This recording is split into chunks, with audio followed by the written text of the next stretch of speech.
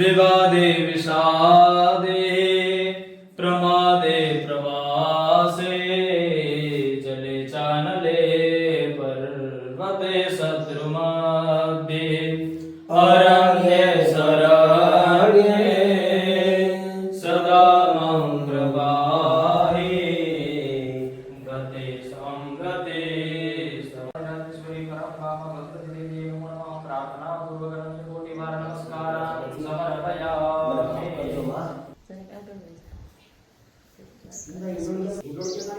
આવું છું એના હાથમાં પહેરી લીધી છે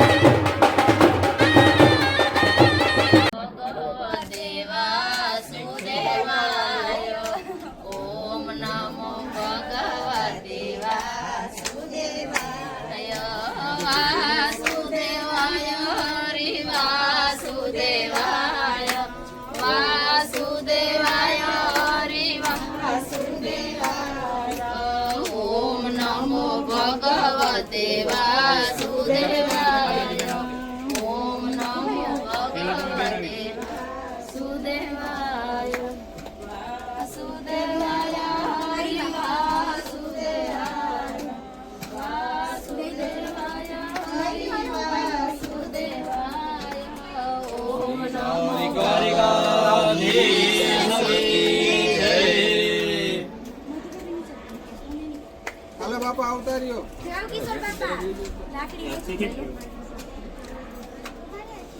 નાખી જાય ઓલી બાજુ કોણ વહી જજો હાલો કપિલભાઈ આપી દેજો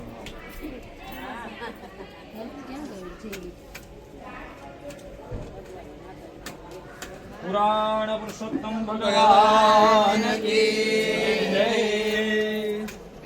ઓલી આવો લેતો આવો આ શાસ્ત્રીજી ઉપર રાખવાનું ત્યાં નથી પાટલો નથી અહીંયા રાખો શ્રી દ્વારિકાધીશ કી જય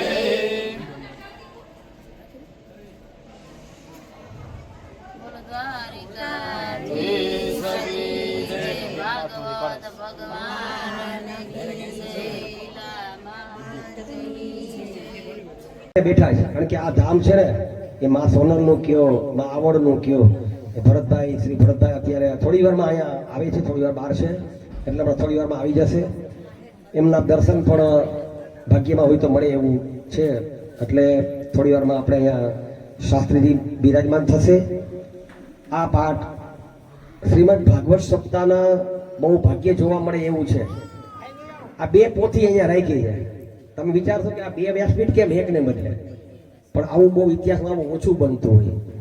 એક તો મારા પરમ પૂજ્ય પિતાશ્રી મારા માતુશ્રી એમના મોક્ષાર્થે કહી શકું, અને એમનો એક ભાવ હતો કે અંત સમયમાં ક્યાંય મારી એક સપ્તાહ પર વિચાર કર્યો તો કે થાય, પણ કોઈ કારણે ન થયું આયોજન, એટલે એમની ઈચ્છા પૂરી કરવા માટે આજે આયોજન થઈ રહ્યું છે. એટલે બે વ્યાસપીઠ છે. એમાં અમારા બહુ પ્રખર વિદ્વાન શાસ્ત્રી શ્રી પ્રશાંતભાઈ ભોગાઈતા જે સાદીપનીમાં બીએડ કરેલા છે અને સંસ્કૃતનું બહુ વ્યાકરણ શુદ્ધિ એમના છે. એમના મુખેથી આપણે 18,000 શ્લોક સાંભળવાના છે. કથા તો આપણે ખૂબ સાંભળીએ છીએ, પણ આ એની અંદરમાં પૂરેપૂરા 18,000 શ્લોકનો પાઠ થશે.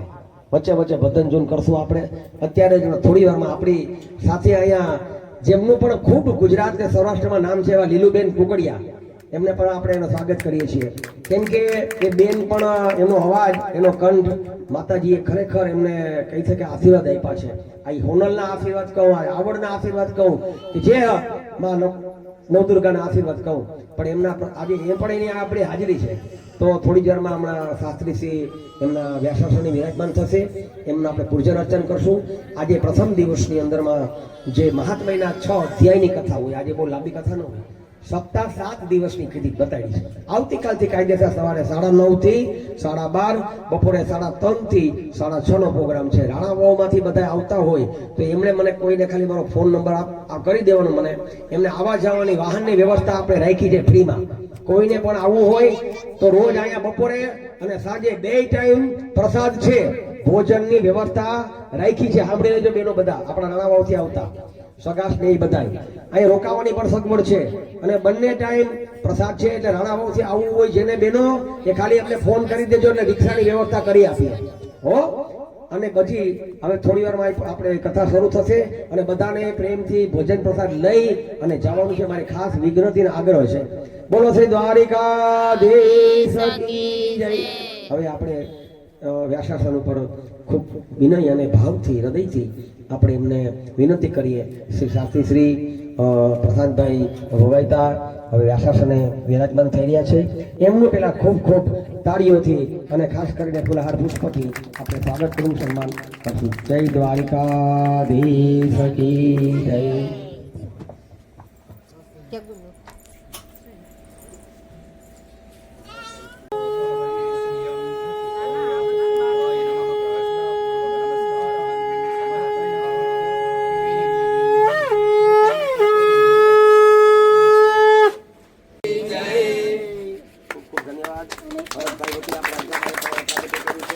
કોઈ પણ શુભારંભ કરીએ કોઈ પણ કાર્યનો ત્યારે દીપ પ્રાગટ્ય એટલા માટે કે પ્રકાશ ફેલાય, અંધકારમાંથી પ્રકાશ તરફ લઈ જાય.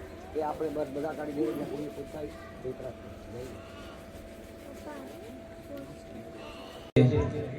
જેમના ખાલી શ્લોક અહીંયા મહત્વ કેનું છે તો કે શ્લોકના પારાયણનું છે. 18,000 શ્લોક પૂર્ણ કરવાના છે 7 દિવસની અંદર. તો એમાં સૌ પ્રથમ અધ્યાય એમની શરૂઆત કરીએ. તે પહેલા ભગવાન દ્વારકાધીશની જય જયકાર કરીએ. શ્રી દ્વારિકાધીશ કી જય. શ્રીમદ ભાગવત માહાત્મ્યમ अथ प्रथमोऽध्यायः सच्चिदानन्दरूपाय विष्णोत्पत्त्यादिहेतवे